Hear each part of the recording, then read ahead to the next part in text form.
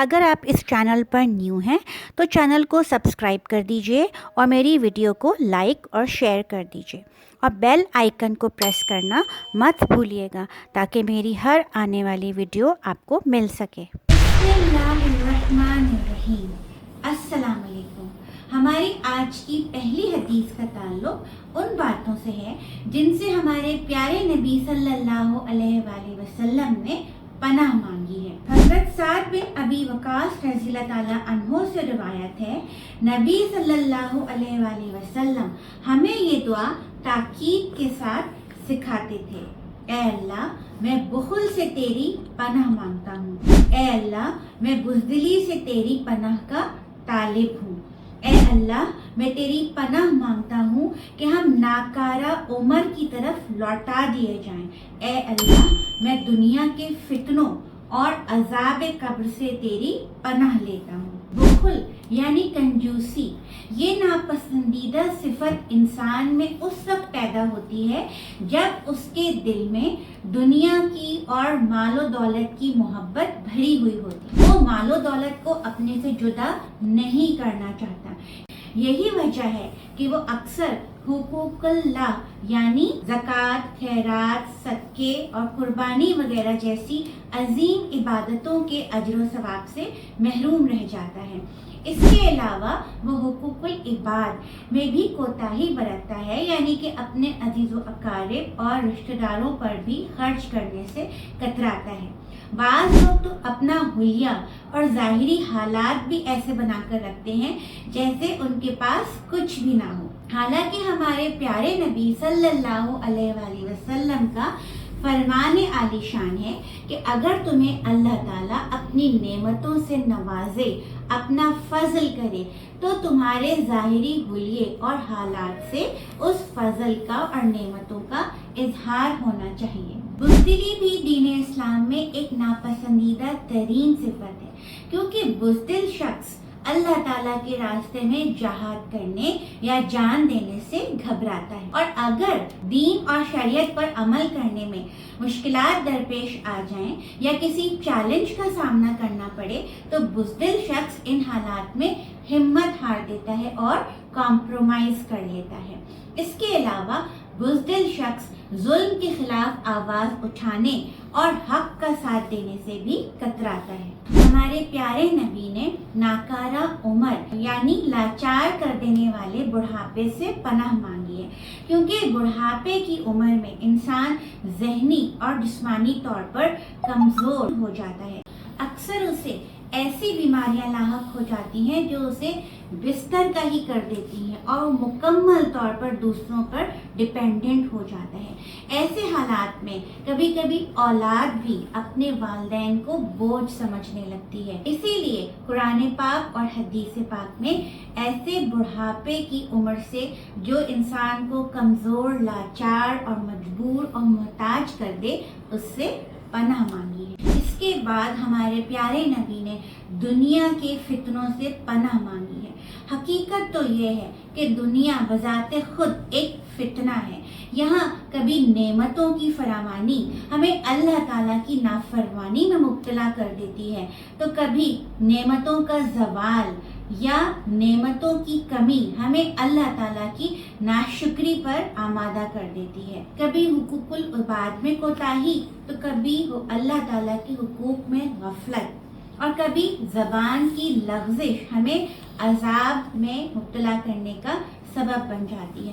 اس کے علاوہ شیطان قدم قدم پر ہمیں حرام چیزوں کو اور برے اعمال کو خوشنما اور دل فریب بنا کر پیش کرتا رہتا ہے، جس کی وجہ سے ہر وقت انسان کے گناہوں میں مبتلا ہونے کا امکان رہتا ہے۔ یہی وجہ ہے کہ ہر وقت دنیا کے فتنوں سے پناہ مانگتے رہنا چاہیے۔ عذاب قبر کیونکہ ہمیں نظر نہیں آتا، اس لیے ہم اکثر اس کی طرف سے غفلت میں مبتلا ہو جاتے ہیں، حالانکہ عذاب قبر برحق ہے اور ہمارے پیارے نبی صلی اللہ علیہ وآلہ وسلم کی بے شمار احادیث سے ثابت ہے۔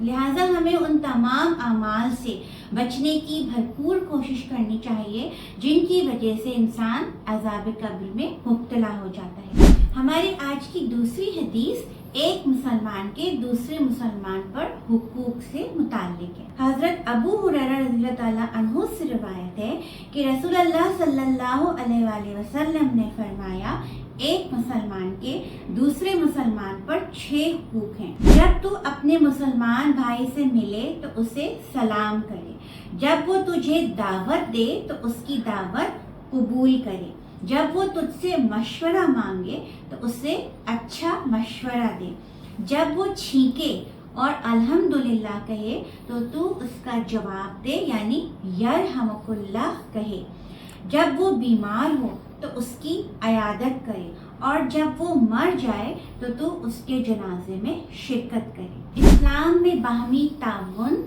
محبت اور بھائی چارے کے جذبات کو بہت زیادہ اہمیت دی گئی ہے، لہٰذا ہر موقع پر ان باتوں کی ترغیب دی گئی ہے جن سے آپس میں باہمی تعاون، محبت اور ہمدردی میں اضافہ ہو۔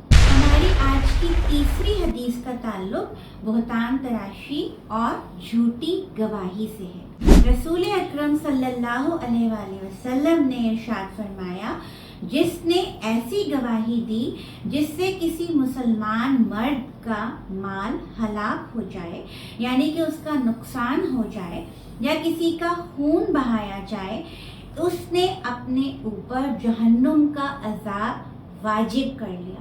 ایک اور حدیث میں رسول پاک صلی اللہ علیہ وآلہ وسلم نے ارشاد فرمایا، جھوٹی گواہی دینے والا اپنی جگہ سے ہلنے بھی نہیں پائے گا کہ اس کے اوپر جہنم واجب کر دی جائے گی۔ جھوٹی گواہی دینے کا مطلب یہ ہے کہ آپ کسی پر بہتان لگا رہے ہیں، اس پر کسی گناہ کا یا غلط کام کا الزام لگا رہے ہیں، جو بات آپ نے خود اپنے کانوں سے نہ سنی ہو یا جو کام آپ نے اپنی آنکھوں سے ہوتے ہوئے نہ دیکھا ہو، اس کے بارے میں بھی آپ گواہی دے رہے ہیں۔